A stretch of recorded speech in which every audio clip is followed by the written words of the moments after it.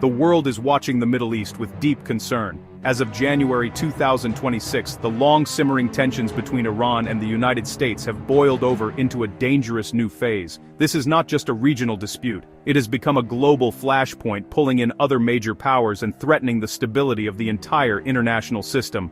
For years, the relationship has been a difficult dance of sanctions, negotiations, and proxy conflicts. Now the music has stopped and the world holds its breath, wondering what comes next in this escalating confrontation that has been building for decades. The current crisis did not appear overnight. It is the result of a long history of mistrust and conflicting interests. The United States worries deeply about Iran's nuclear ambitions, believing Tehran is seeking to build a nuclear weapon. This fear has driven much of American policy in the region for a long time. In response, Washington has used economic pressure, imposing heavy sanctions that have crippled Iran's economy.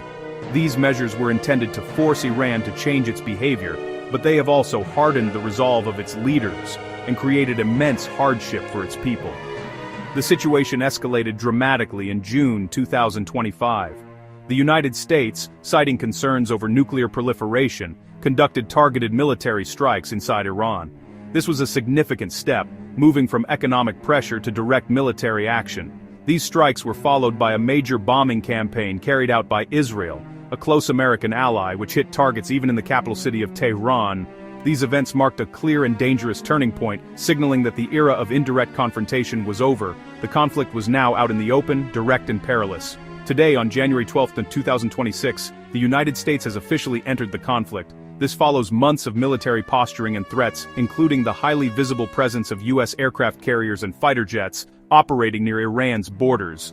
The international community is now faced with a grim reality: a direct military conflict involving a major global power and a determined regional one.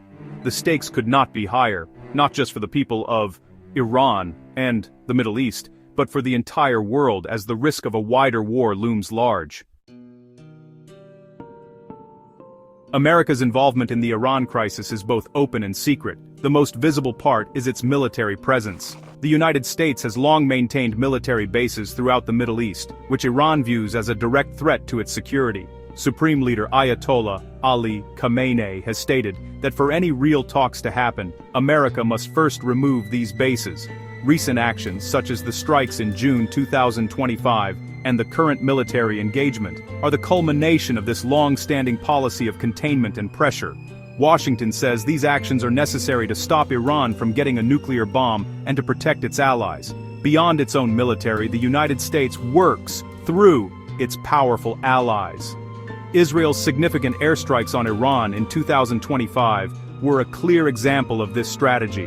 While Israel acted, the world understood that such a bold move would not have been possible without at least the quiet approval of the United States. This allows Washington to exert pressure on Tehran without always putting its own soldiers on the front line. The US also pushes for the disarmament of groups like Hezbollah in Lebanon, which it sees as an extension of Iranian influence in the region, further tightening the net around Iran. Diplomatically, the United States has worked to isolate Iran on the world stage. Former President Donald Trump, for instance, championed the Abraham Accords, which encouraged Arab nations to normalize relations with Israel.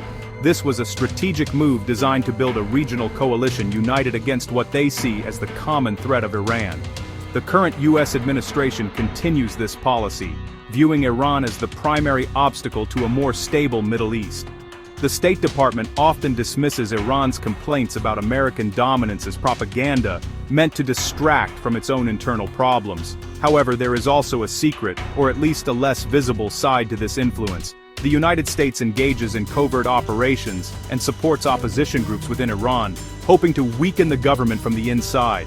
This hidden hand creates constant instability and paranoia within the Iranian regime. From their perspective, America is not just an external enemy, but also an internal one, constantly seeking to undermine their authority and even achieve regime change. This belief fuels much of Iran's aggressive posture and its deep-seated suspicion of any American motives. From Tehran's perspective, the crisis is not just about nuclear weapons, it is a fight for survival against American dominance. Iranian leaders, like top aide Ali Akbar Velayati, argue that the United States is facing a legitimacy crisis on the global stage. They believe the world is moving away from a unipolar order, where America makes all the rules, toward a multipolar one where other countries have a say. In their view, America's actions are the desperate moves of a declining power trying to hold on to control. They see the US trying to impose its will everywhere, from the Middle East to Latin America. Iran sees American hypocrisy in its foreign policy. For instance, when the US increases its military presence near Venezuela and conducts strikes on vessels there, Iran views it as part of a broader backyard policy designed to control strategic regions and topple governments it doesn't like. They see a direct line between US actions in their region and its actions elsewhere. This reinforces their belief that America's goal is not peace or stability, but total control. Therefore, they feel they have no choice but to resist this pressure with all their strength. In response to what it sees as American aggression, Iran is actively building alliances with other countries that challenge US power. The core of this strategy is a deepening partnership with Russia and China. These are not just economic ties, they represent a strategic alignment. Iran has officially joined the BRICS economic bloc, a group that includes Brazil, Russia, India, China, and other rising economies.